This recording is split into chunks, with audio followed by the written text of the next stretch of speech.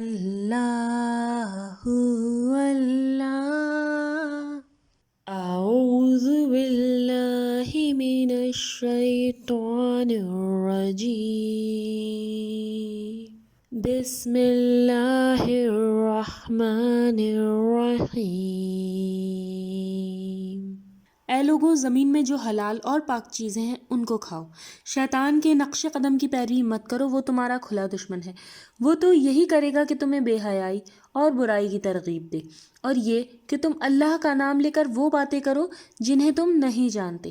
جب ان منکرین کو دعوت دی جاتی ہے کہ اللہ کے احکام کی پیروی کرو تو یہ کہتے ہیں کہ ہم تو اسی راستے پر چلیں گے جس پر ہم نے اپنے باپ دادا کو چلتے ہوئے پایا۔ اگر ان کے باپ دادا نے اپنی عقل سے کام نہ لیا ہو اور ان کو ہدایت نہیں ملی تھی تو کیا تب بھی یہ ان کے راستے پر ہی چلتے رہیں گے؟ حقیقت یہ ہے کہ ان انکار کرنے والے لوگوں کی مثال ایسی ہے جیسے کوئی چرواہا جانوروں کو پکارتا ہے اور وہ ہانک پکار کی آواز کے علاوہ کچھ نہیں سمجھتے۔ یہ بہرے ہیں، گونگے ہیں، اندھے ہیں، اس لیے اب یہ کچھ نہیں سمجھتے۔ اے ایمان والو، جو پاکیزہ چیزیں ہم نے تمہیں بخشی ہیں ان کو کھاؤ، اور اگر تم اللہ کی بندگی کرنے والے ہو تو اسی کے شکر گزار بنو۔ اس نے تمہارے لیے صرف مردار، خون، سور کا گوشت اور غیر اللہ کے نام کا ذبیحہ حرام ٹھہرایا ہے۔ ہاں، جو شخص مجبور ہو جائے اور خواہش مند اور حد سے بڑھنے والا نہ ہو تو اس پر کوئی گناہ نہیں، یقیناً اللہ بخشنے والا ہے۔ یعنی اگر جان پر بن آئے تو ان حرمتوں کا حکم موقوف ہو جاتا ہے، گویا جان بچانے کے لیے ان کی مخصوص مقدار جائز قرار پاتی ہے، اور اللہ نے انسان کو اس خصوصیت پر پیدا کیا ہے کہ کچھ انسان تو بہت مشکل راستے پر بھی جو ہے ان چیزوں سے بچ جاتے ہیں، لیکن بیشتر انسانوں میں کمزوری ہوتی ہے کہ وہ اپنی بھوک پر اس طرح پیاس پر قابو نہیں پا سکتے۔ چنانچہ ایسے لوگوں کے لیے اللہ نے وسعت سے کام لیتے ہوئے رخصت کا راستہ بھی کھلا رکھا ہے۔ یعنی اگر جان پر بن آئے تو حرمت موقوف ہو جاتی ہے اور اتنا کھایا جا سکتا ہے جس سے جان بچ سکے، اور حدود پامال کرنے کی نیت نہیں ہونی چاہیے، اور نہ ہی یہ خواہش ہو کہ اللہ کی حدوں کو توڑنا ہے یا پھر ذائقے کے لیے۔ حقیقت یہ ہے کہ جو لوگ یعنی اہل کتاب کے علماء ان باتوں کو چھپاتے ہیں جو اللہ نے اپنی کتاب میں اتاری ہیں اور ان کے بدلے دنیا بہت تھوڑی قیمت وصول کرتے ہیں، وہ دراصل اپنے پیٹ آگ سے بھر رہے ہیں۔ قیامت کے دن اللہ نہ ان سے بات کرے گا، نہ انہیں پاکیزہ ٹھہرائے گا۔ ان کے لیے دردناک سزا ہے۔ یہی وہ لوگ ہیں جنہوں نے گمراہی کو ہدایت پر اور عذاب کو مغفرت پر ترجیح دی۔ افسوس، یہ دوزخ کے معاملے میں کتنے ڈھیٹ ہیں۔ اکثر گناہ ایسے ہیں جن کی سزا کے بعد انسان آخرت میں پاک ہو جائے گا، لیکن بعض گناہ ایسے ہیں جن کی سزا کبھی ختم نہیں ہوگی۔ اللہ کی کتابوں میں تحریف اور مقصد کچھ سے کچھ بنا دینا، اس کا جرم ایسا ہی ہے جس کی سزا کبھی ختم نہیں ہوگی۔ ایسا اس لیے ہے کہ اللہ نے حق کے ساتھ اپنی کتاب نازل کی ہے، اور یہ لوگ جنہوں نے کتاب کے معاملے میں اختلاف کیا ہے اپنی ضد میں بہت دور نکل گئے ہیں۔ وفاداری صرف یہ نہیں کہ تم نے نماز میں اپنا رخ مغرب یا مشرق کی طرف کر لیا، بلکہ اصل وفاداری یا اسلام تو ان کی ہے جو پورے دل سے اللہ، یوم آخرت، فرشتوں، اللہ کی کتابوں اور اس کے پیغمبروں کو مانے، اور مال کی محبت کے باوجود اس رشتہ داروں، یتیموں، مسافروں، مانگنے والوں اور لوگوں کی گردنیں چھڑانے میں خرچ کریں۔ نماز کا اہتمام کریں، زکوٰۃ ادا کریں، جب عہد کریں تو اس عہد کو پورا کرنے والے ہوں، اور جو تنگی، بیماری اور جنگ کے موقع میں ثابت قدم رہنے والے ہوں۔ یہی ہیں جو اپنے عہد میں سچے ہوئے، اور یہی ہیں جو اصل پرہیزگار ہیں۔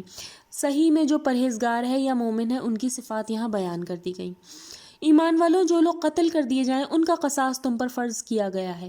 اس طرح کہ قاتل آزاد ہو تو اس کے بدلے وہی آزاد، غلام ہو تو اس کے بدلے وہی غلام، اگر عورت نے یہ جرم کیا ہو تو وہی عورت۔ البتہ اگر کسی قاتل کے لیے اس کے بھائی یعنی مقتول کے وارث کی طرف سے کچھ رعایت کی گئی ہو تو معروف طریقے کے مطابق اس کی پیروی کی جائے۔ جو کچھ خون بہا ہو وہ خوبی کے ساتھ ادا کیا جائے۔ یہ تمہارے پروردگار کی طرف سے ایک قسم کی رعایت ہے اور تم پر اس کی عنایت ہے۔ اگر اس کے بعد کوئی زیادتی کرے تو اس کے لیے دردناک سزا ہے۔ اے عقل والو، قصاص میں تمہارے لیے زندگی ہے تاکہ تم حدود اللہ کی پابندی کرتی رہو۔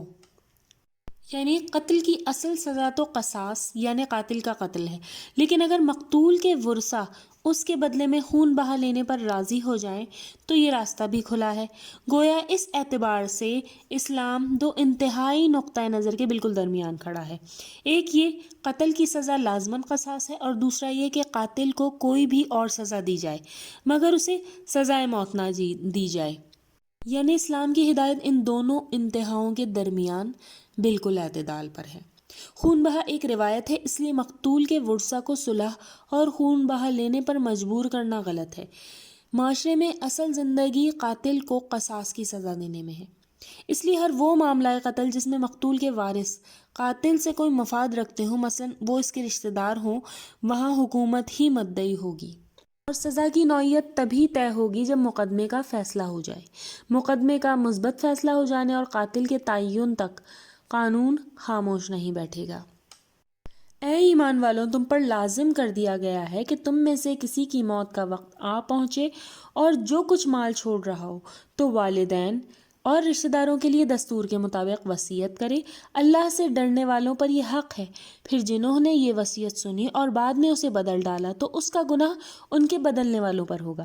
انہیں یاد رکھنا چاہیے کہ اللہ سب کچھ سنتا اور جانتا ہے، البتہ جن کو یہ اندیشہ ہو کہ وصیت کرنے والے نے جانبداری یا حق تلفی کی ہے اور وہ وارثوں میں صلح کرا دے تو اس میں کوئی گناہ نہیں، بے شک اللہ بخشنے والا اور رحم فرمانے والا ہے۔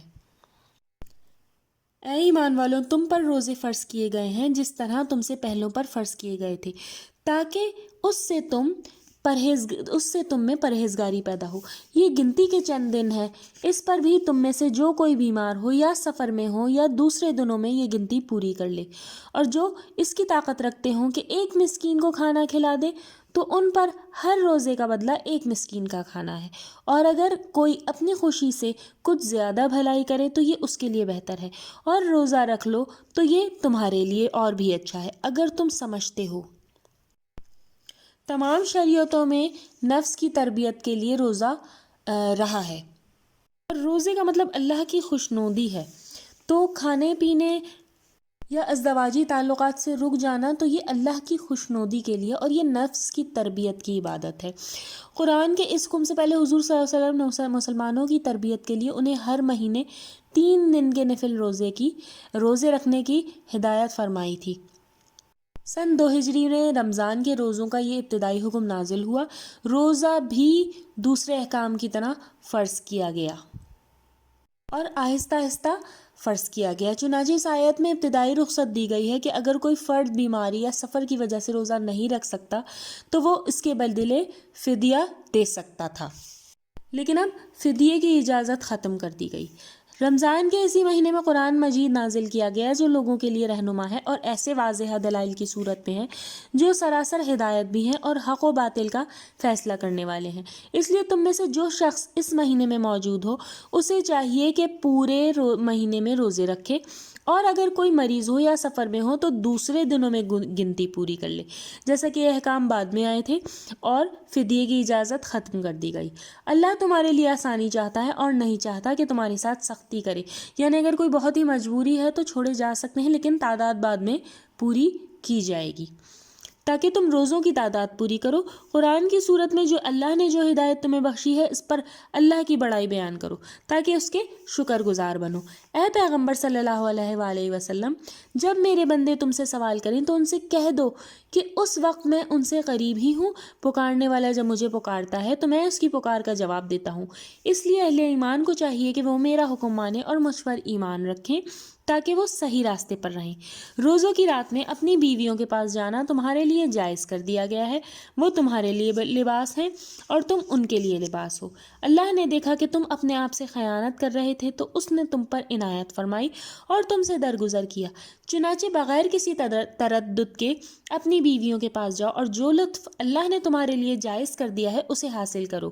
راتوں کو کھاؤ پیو یہاں تک کہ رات کی سیاہ دھاری میں فجر کی سفید دھاری تمہارے لیے بالکل نمایاں ہو جائے، تب رات تک اپنا روزہ پورا کرو۔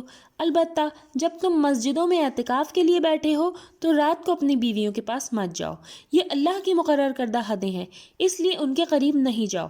اللہ اسی طرح لوگوں پر واضح طور پر اپنی آیتیں بیان کرتا ہے تاکہ وہ پرہیزگاری اختیار کریں۔